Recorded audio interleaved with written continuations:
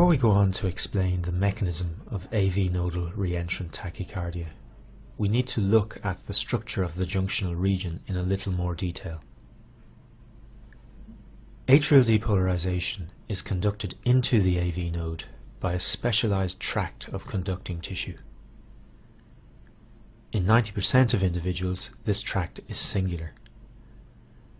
10% of subjects, however, are born with two tracts leading into the node, and crucially, these tracts have differing electrical properties. One depolarizes and repolarizes at a normal rate, while the other transmits depolarizing current abnormally slowly, but repolarizes abnormally rapidly. A situation such as this, where two conducting tissues with differing electrical properties are in communication within the heart, is the basis of all reentrant arrhythmias. This situation is an accident waiting to happen. To explain why, we will focus in on events in the region of the AV node during the cardiac cycle. This close-up of the junctional region shows the two tracts leading into the AV node through the surrounding non-conducting tissue, shown here in black. The diagram also shows the proximal portion of the bundle of His and a small portion of the atrioventricular septum. Depolarization will approach the node from the atrial myocardium above.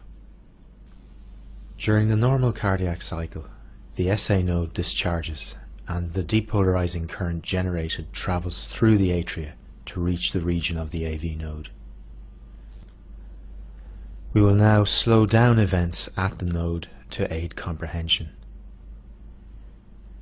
Depolarizing current enters both the normal and abnormal tract. The depolarization wave is transmitted through the normal conducting tract at an appropriate rate and depolarizes the node. Atrial depolarizing current has also entered the abnormal tract and begins its relatively slow journey through this tissue.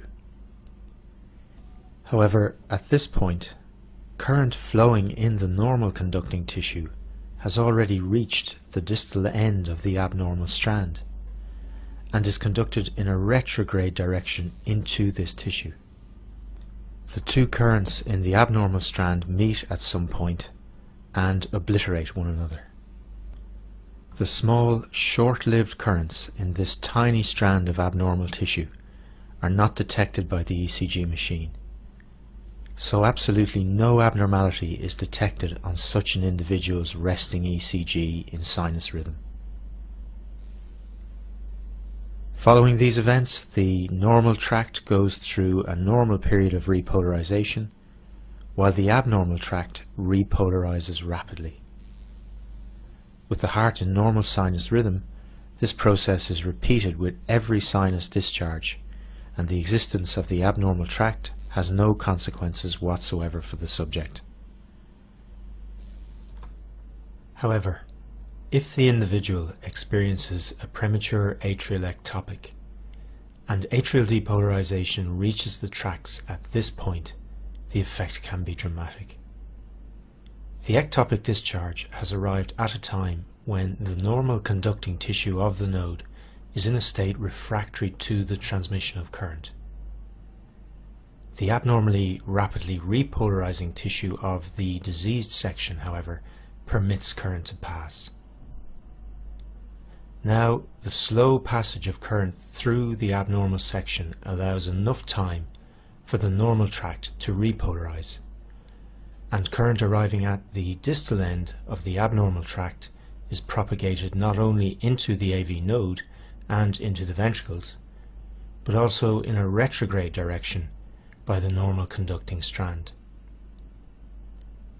By the time the current reaches the proximal end of the normal tract, the rapidly repolarizing diseased section is ready to conduct again.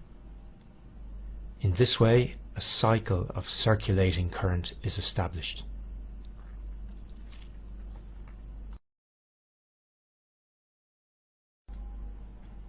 In the small area of the junctional region, the combination of an unfortunately timed atrial ectopic and the existence of conducting tissues with opposite electrical properties has established a rapidly discharging, self-sustaining reentrant loop of depolarizing current, which is discharging distally into the ventricles via the bundle of His, and also in a retrograde fashion into the atria.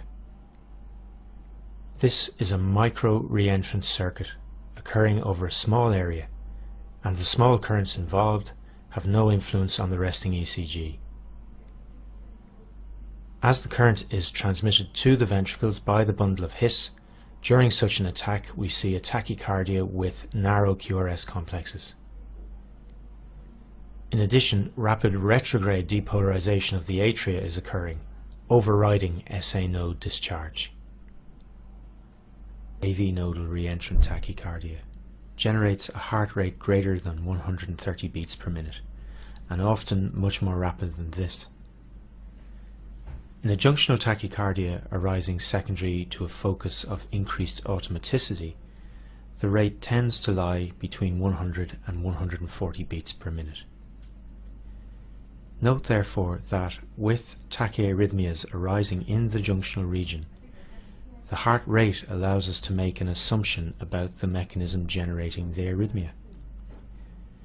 A tachycardia originating in the junctional region with a rate greater than 140 beats per minute is certainly AV nodal reentrant tachycardia, while if the rate is less than 130 beats per minute, the tachyarrhythmia is labelled junctional.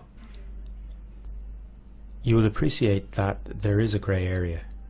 Rates between 130 and 140 beats per minute may or may not be due to a reentrant mechanism.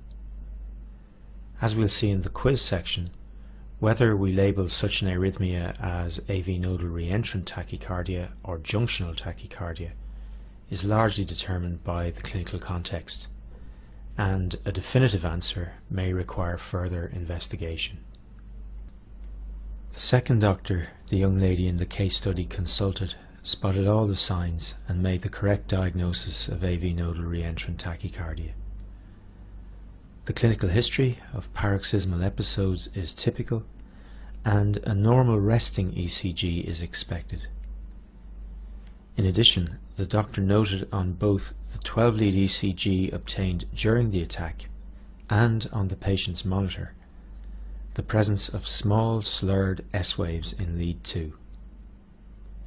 In fact, these are pseudo S waves and represent P wave activity as atrial depolarization is spreading upwards from the junctional region and is occurring after ventricular depolarization.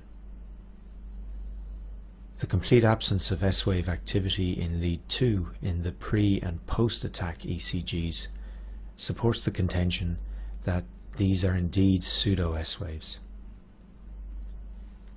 As we've seen, this pattern of atrial depolarization supports the contention that the abnormal depolarization focus is junctional in location.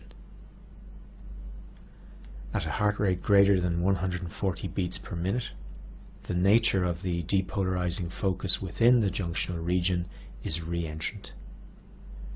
This tachyarrhythmia is AVNRT.